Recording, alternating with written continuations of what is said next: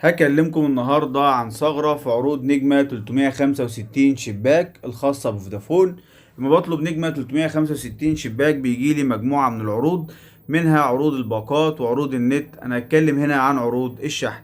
لو ضغطنا كده رقم 4 وعملنا اتصال، قال لي أشحن ب15 جنيه أو أكتر النهاردة عشان أكسب 450 وحدة.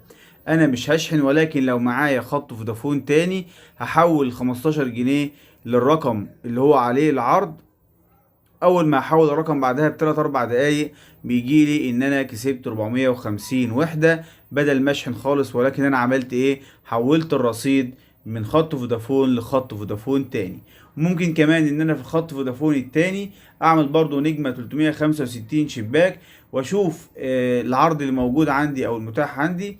ولو مثلا عندي ان انا برضو اشحن ب15 جنيه هحول الرصيد تاني من الخط ده للخط التاني، وبرضه هكسب 450. كده انا حولت 15 جنيه اللي هي المفروض اشحن بيها على الخط من رقم للرقم بتاعي، والرصيد وصل اهوت. وهنتظر بقى رسالة التأكيد اللي هي بتقول لي ان انا كسبت 450 وحدة عشان شحنت ب15 جنيه النهاردة. تابعوني في الفيديو. حضراتكم شايفين بعد ما حولت الرصيد بيجيلي ان ليا هدية 450 وحدة لكل الشبكات، وعشان استفيد منها بطلب نجمة 365 زيرو شباك.